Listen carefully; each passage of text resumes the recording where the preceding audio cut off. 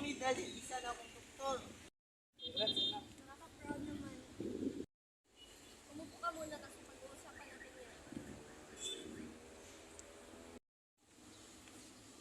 Salamat sa inyo kasi sinuportahan niyo ako. Kami ang dapat magpasalamat sa iyo kasi nag-aral ka ng ako. Ako sa iyo anak, nagtanong matito ang inyong mga kapatid. Nato sa inyong mami and dad. Hello ate, natanggap na po ako sa isang malaking ospital. Ang galing naman bunso, kaya proud ako sa iyo.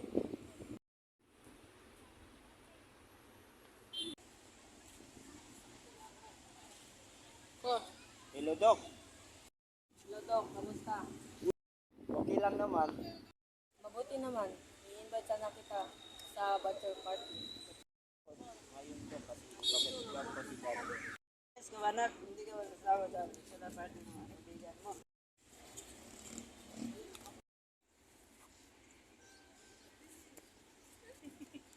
Anak, saan tayo pupunta? Sa lugar kung saan tayo papahinga.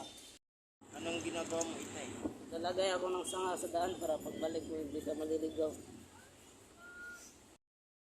Nung napagtanto ni Dria na mali ang kanyang ginagawa at natagpuan ang sariling bumabalik sa lugar kung saan nanggaling, alam ni Dria na hindi na siya maliligaw, hindi na.